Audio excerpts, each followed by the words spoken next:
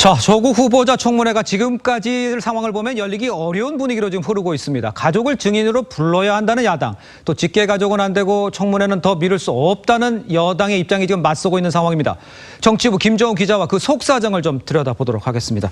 자, 김 기자, 보면 서로에게 지금 책임이 있다 이렇게 얘기를 하고 있는데 취재해 보니까 속내 입장 어떻게 나옵니까? 네, 지금 여야는 물론이고 지금 청와대까지 상대가 청문회를 무산시키려 한다 이렇게 서로 남 탓을 하고 있는 상황입니다. 예. 양측 입장을 조금 더 깊이 들여다보면요. 민주당이 증인 채택 안건에 대해 안건 조정 신청이라는 걸 했는데 최장 90일 동안 논의가 가능하기 때문에 야당에선 증인 신청을 여당이 원천 봉쇄한 것 아니냐 이런 비판이 나온 겁니다. 예. 반대로 민주당은 청문회법과 형사소송법상 예. 가족은 증언을 거부할 권리가 있기 때문에 예. 한국당이 생떼를 부린다고 이렇게 주장을 하고 있습니다. 자, 예정된 청문회는 모레잖아요. 그렇다면 지금 이 상황에서 청문회는 실제적으로 이 시점에서 봤을 때는 열리기 어렵다. 이렇게 봐야 하는 게 맞는 거 아닙니까? 근데 주말 동안 이제 쟁점에 여야가 합의를 하면 예. 모레 청문회를 여는 게 불가능한 건 아닙니다. 그렇습니까? 네, 하지만 네. 증인 출석을 법적으로 강제할 수 있는 출석 요구일이 청문회 닷새 전이기 때문에 사실상 물 건너간 것 아니냐 이런 얘기가 나오고 있습니다.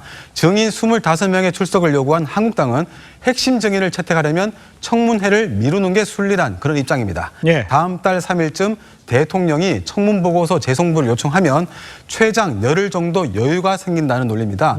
하지만 민주당은 합의한 일정을 더 이상 미룰 수 없다고 봤으면서 당장이라도 합의를 예. 하면 증인을 불러보겠다는 그런 입장입니다. 강기정 정무수석이 밀어붙이겠다 이런 얘기를 했는데 그 가능 시나리오는 어떻게 구성이 되는 겁니까? 그렇다면 어제 강기정 수석이 네. 임명 데드라인을 묻는 기자의 질문에 예. 법 절차대로 진행하겠다 이렇게 얘기를 했는데요. 예. 문재인 대통령은 청문보고서 재송부를 요청하면서 통상 닷새 전후의 기간을 지금까지 줬습니다.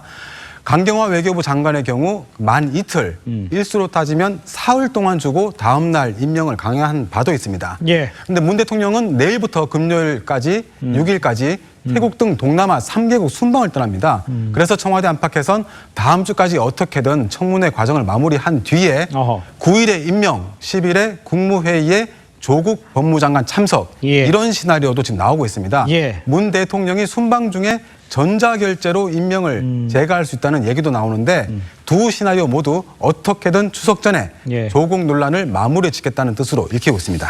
자, 이제 소위 이제 추석 민심 때문에 여야가 이제 더 강하게 부딪히는 모양인데 그만큼 지금 추석 민심을 신경 쓰고 있다 이렇게 봐야 되겠죠. 예, 특히 총선을 앞둔 상황이기 때문에 그렇겠죠. 더더욱 추석 민심을 무시할 수가 없습니다. 예. 한국당과 바른미래당 같은 야당 입장에선 당연히 조국 정국이 추석 연휴까지 이어지는 걸 마다할 이유가 없습니다. 특히 청문회 없이 대통령이 임명을 강행할 경우에 여론의 역풍이 거셀 것으로 보고 있기도 합니다. 그래서 재송부 요청일을 최장 열흘로 잡아서 9월 12일까지 청문회가 가능하다는 입장입니다. 근데 12일은 추석 연휴가 시작되는 날이죠. 그렇죠. 이런 계산을 알고 있기 때문에 민주당은 합의한 대로 청문회를 하자고 지금 하는 거고 청와대도 한국당이 청문회 의지가 없다면서 가세하고 있는 상황입니다. 아하. 이런 기류 탓에 한국당은 청와대와 민주당이 임명 강행을 위한 명분을 쌓아나가고 있다 이렇게 보고 있습니다. 여야의 합의가 쉽지 않아 보이는데 좀 이번 주말 좀 지켜봐야 될 것 같아요. 지금까지 김정우 기자였습니다. 잘 들었습니다.